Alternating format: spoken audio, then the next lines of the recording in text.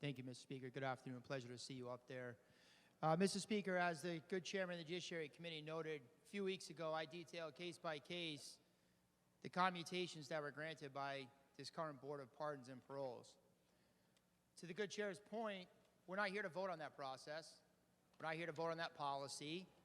Maybe we'll have an opportunity in the future as a legislature to weigh in on how commutations are handled in this state, but that day is not today. The question before us today is, should we approve Mr. Giles to continue to serve on the Board of Pardons and Paroles? I had opportunity to be at the public hearing where he testified. I had opportunity to speak with him after that in private, briefly. Certainly he's a gentleman. Certainly he's a good guy. And as most of my colleagues know, I have great admiration and respect for any person who did a full and successful career in law enforcement. Certainly not an easy job, which he did.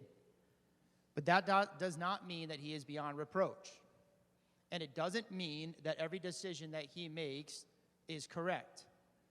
And it doesn't matter how long you do things correctly. If you do things wrong, then perhaps you shouldn't be doing that job anymore.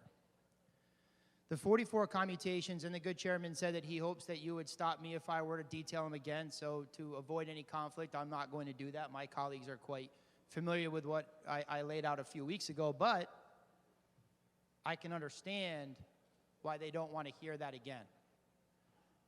Some would say people want to ignore the facts of what happened. I'm not going to say that, but some have made that argument, that we're going to just not talk about the details of the heinousness of some of these crimes.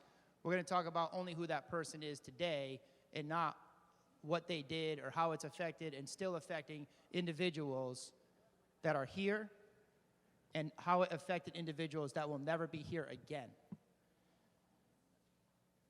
What happened as a result of this individual, Chairman Giles's, or Mr. Giles's decision, was victims who have lived through unthinkable tragedy and continue to live with these unthinkable tragedies. And in fact, some individuals are even going through the prosecution of those tragedies today.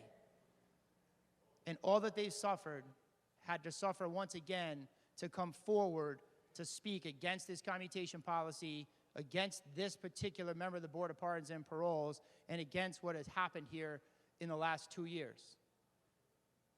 And victimizing those individuals over and over again because their government failed them. Because their government said, we had a trial, we've gone through appeals, your loved one is gone, but you can sleep in peace at night because they are being locked away. And suddenly, out of nowhere, that goalpost moved. Those individuals were taken back out of the comfort of their homes to relive this tragedy again because an individual, and we've heard about it now for the last 25 minutes, it was the decision that one person had, that one person made and had the statutory ability to make, that took those people out of the comfort that they had found post-adjudication and thwarted them back into the middle of that tragedy once again. And that individual was Mr. Giles. He had the authority to do it, he did it, and it was wrong. It was wrong to those families, it was wrong to those victims, it was wrong for the state of Connecticut. Voting yes today for him would be equally as wrong. I will be voting no. Thank you, Mr. Speaker.